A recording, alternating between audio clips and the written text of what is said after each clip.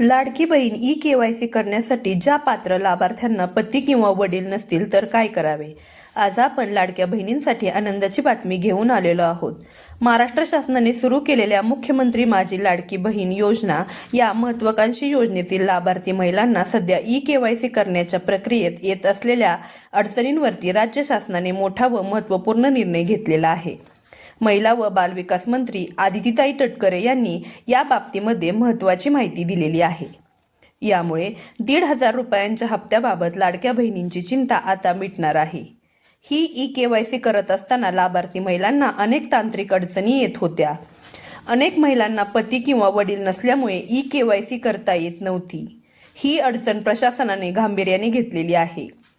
आदिती तटकरे म्हणाल्या की ज्या महिलांना पती किंवा वडील नाहीत त्यांना ई-केवायसी करता येत नाही. हीच अडचण लक्षात घेऊन आता संकेतस्थळावरती महत्त्वाचे बदल करण्यात येणार आहेत. आता वेबसाईटवरती नवीन ऑप्शन ॲड करण्यात येणार आहे. ज्या पात्र लाभार्थी महिलांना वडील किंवा पती नाही त्यांना आता कागदपत्रे अपलोड करावी लागणार आहेत. जसे की मृत्यूचे प्रमाणपत्र, घटस्फोट झालेला असेल तर घटस्फोटाचे प्रमाणपत्र, अशा प्रकारची कागदपत्रे अपलोड करावी लागणार आहेत.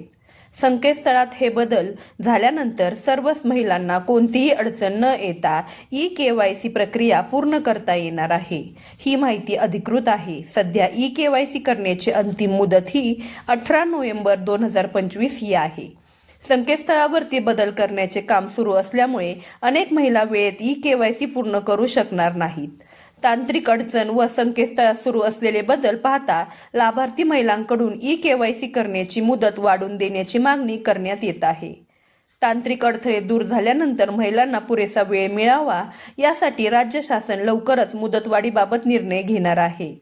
शासनाच्या या थेट निर्णयानंतर संकेतस्थळातील बदल पूर्ण होताच सर्व पात्र महिलांना त्यांच्या ₹1,500चा मासिक हप्ता वेळेवर मिळेल याची खात्री निर्माण झालेली आहे.